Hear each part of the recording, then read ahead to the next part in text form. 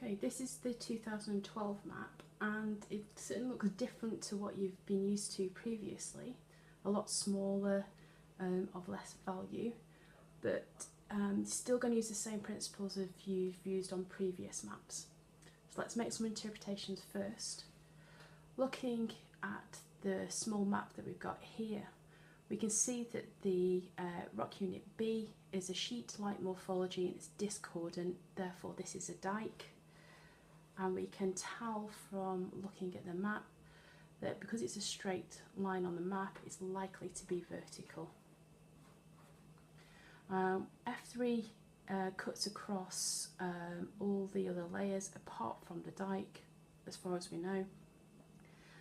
It's got a curve on it suggesting that it's tilted. It has some dip. And then we've got 3 layers here. We've got the oolitic limestone, the shale and the shelly limestone, all are tilted towards the east, but we don't know which, by how much. What we can infer is that out of the 3 layers, this is likely to be the oldest and this is likely to be the youngest,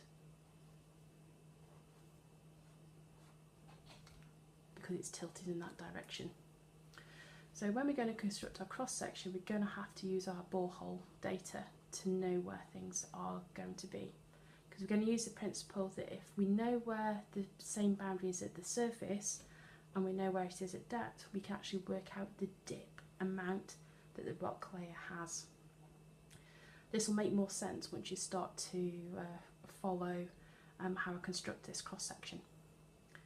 Okay, using the same principles as we've used on other cross sections, the first layer that I'm going to put in is the dike, because it cuts across everything. Then I'm going to put in F3 because it cuts across the other layers.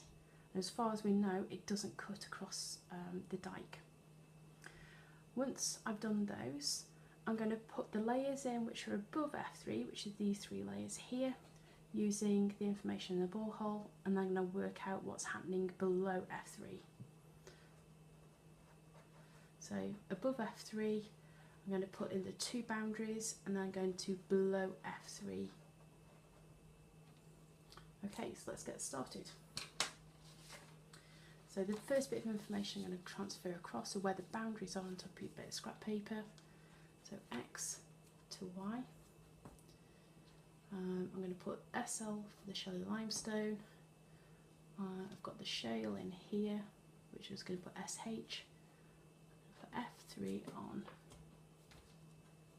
there, and I'm going to mark the dike in here. Okay, so let's transfer it over. X to Y. I said I'm going to do the dike first, so here's the dike. I know it's vertical, so I'm going to draw that line straight down because I know it doesn't cut across anything else. Sorry, it does cut across everything, although nothing cuts across it. Not quite vertical, but it's a sketch section, so it doesn't have to be perfect. In fact, I'm going to colour that in so I know where that is. It's the youngest feature on the cross section. Okay, so I've done that one. Now I need to put F3 in. Now, F3 we know occurs at the surface here, occurs there, and I know from the borehole it occurs 80 metres from the top of the borehole. Now, the top of the borehole is 300 metres, so I need to mark on here at 220 metres above sea level, so that is 300 minus 80, so 220. Okay, F3 occurs there. So what we can do here is join those 2 points up. They're the same boundary, so they are the same feature. So they occur in both places, at the surface here and at depth. Okay, next bit I'm going to mark on is the layers above F3, which are these 2 boundaries I've got here. Now, I'll start off with this one. I know that the shelly limestone, slightly off, shelly limestone occurs there and it occurs here as well. So shelly limestone occurs there. I'm going to put shelly limestone to a symbol there. I'm going to put shale in here, and then this section here, this bit above it, is all the oolitic limestone. Right, so how I'm going to use this information. I know the shelly limestone occurs out the surface, and it occurs 20 metres below the surface in the borehole. So 300 minus 20 is 280, so it occurs there. So I know those 2 points join together. That actually tells me the dip of the beds.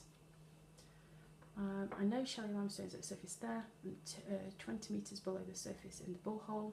So if I join those 2 points together, that is the dip that all the units have, 45 degrees.